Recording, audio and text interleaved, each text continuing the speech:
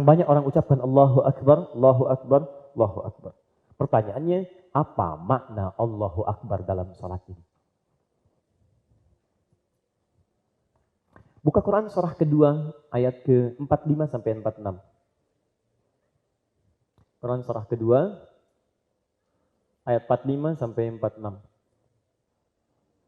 Saya tulis ini, satu kabir, yang kedua akbar. Dah? Tahan ya, ini penjelasan barangkali bisa singkat, tapi maknanya insya Allah ketika Anda praktekkan dalam sholat, itu akan ada perubahan dalam penunaiannya. Perhatikan di sini, ada kabir, ada akbar, itu beda. Kabir itu artinya sesuatu yang besar. Agung, hebat, atau sesuatu yang dirasakan penting.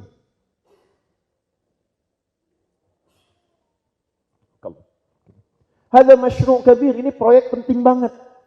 Hadza syai'un kabir, ini sesuatu yang hebat banget, agung banget, besar. Ini bahasa Arabnya kabir. Anda dapat proyek besar, Anda dapat pekerjaan besar, Anda punya pekerjaan penting. Itu bahasa Arabnya menggunakan kata kabir. Kalau Anda ingin rubah itu jadi bentuk superlatif, sigah mubalaghah, lebih daripada yang ini, maka rubah kata kabir ini, buang ya-nya, tambahkan hamzah di depannya. Secara singkat ganti kabir jadi akbar. Akbar itu lebih daripada segalanya yang ini. Nah, sesuatu yang sering diingat, sesuatu yang sering terbawa dalam perasaan, terbawa kemana-mana, ini menunjukkan bahwa sesuatu itu penting. Anda ingat kontrak, ingat pekerjaan, ingat makan, ingat itu, mau tidur, ingat itu. Ini menunjukkan apa yang sedang Anda pikirkan itu terasa penting bagi Anda. Paham sampai sini? Nah, ada orang ketika akan sholat, dia merasa bahwa pekerjaan dunianya itu masih penting sehingga terbawa dalam sholatnya. Dia pikirkan rumahnya, dia pikirkan handphonenya, dia pikirkan proyeknya, pekerjaannya. Dia merasa itu penting. Maka kemudian ketika Anda masih merasa terganggu dengan itu, kata Nabi, hei, ucapkan lewat lisanmu ketika engkau bertakbir. Tidak ada yang paling penting sekarang ini selain Allah. Maka Anda katakan, Allahu Akbar. Nah, mengucapkan Allahu Akbar itu bukan sekedar di lisan diucapkan biasa, bukan. Tapi ucapkan dengan sepenuh hati Anda. Kalau ucapan itu keluar dari hati, maka itu akan membantu jiwa Anda untuk khusyuk. Ya Allah, tidak ada yang paling penting sekarang kecuali Engkau. Begitu Anda takbir, Allahu Akbar. Yang lain tidak penting, ada yang lebih penting daripada ini semua. Allah. Nah, ketika Anda mengucapkan itu, Anda ingat rumus di Quran surah kedua ayat 45 sampai 46. Apa rumusnya? Lihat baik-baik. Wasta'inu bis-sabri was-salah. Awas, ini penting ya. Dan kalau Anda punya persoalan, minta solusinya kepada Allah. Terima dengan sabar, tunaikan salat. Saya sudah bahas ini tempo dulu. Wa innaha lakabiratun illa 'alal khashiin. Ini poinnya. Dan menunaikan salat itu tidak mudah, dia berat. Tidak mudah. Illa 'alal khashiin, kecuali bagi orang khusyuk. Bagaimana cara khusyuk itu? Kuncinya ada di ayat ke-46-nya. Perhatikan baik-baik. 1. Alladzina yadhunnuna annahum mulaqu rabbihim. 1, orang khusyuk itu dia sudah mempersiapkan diri, merasa untuk bertemu dengan Rabbnya pada saat itu. Dan dia merasa Allah itu begitu penting bagi dirinya. Nah, clue-nya, kunci utamanya bukan di situ. Kunci utamanya, perhatikan ayat selanjutnya. Teruskan ayatnya, teruskan sampai ke ujungnya. Maaf saya naik. Wa annahum ilaihi raji'un. Ini kunci utamanya. Jadi ketika Anda mengatakan Allahu Akbar, rasakan kata Al-Quran, wa annahum ilaihi raji'un. Nah, saya mau tanya sebentar. Kalau saya ucapkan kalimat ini, raji'un, raji'un, raji'un, apa yang terbayang di benak kita? Inna lillahi wa inna ilaihi. Apa yang terbayang?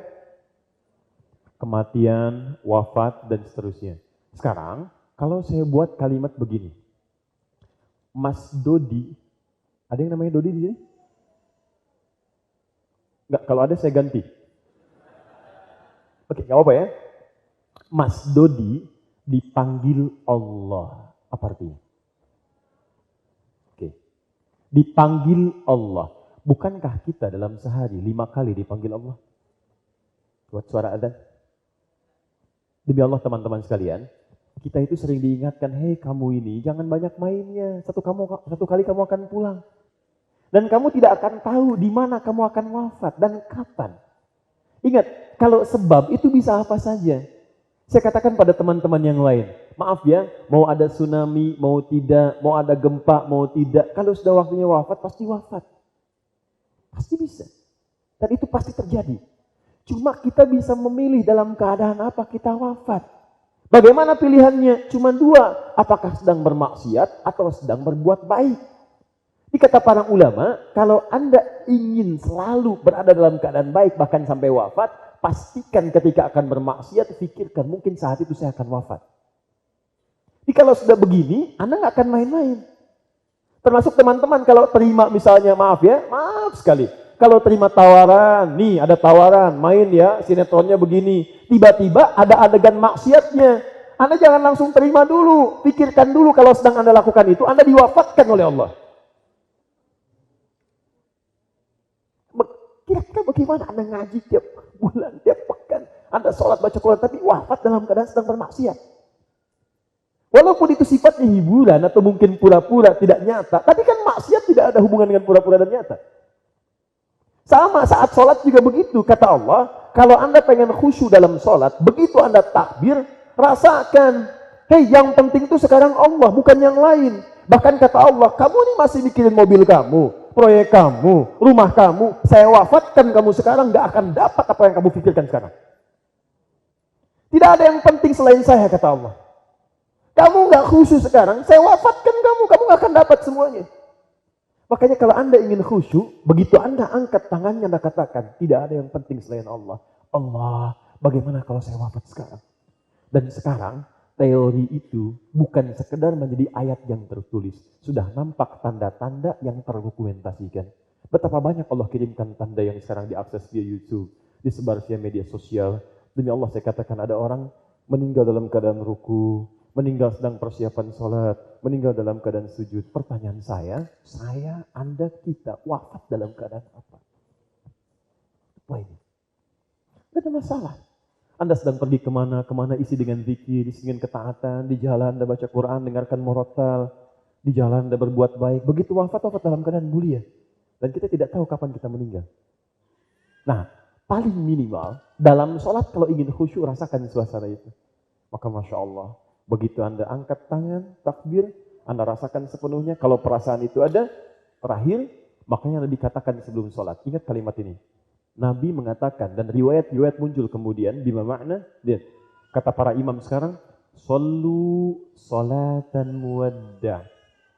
Salatlah kalian, seakan-akan kita akan berpisah dengan dunia untuk selamanya. Jadi begitu Anda angkat, fayaqulu Allahu Akbar. Kuatkan pada diri kita.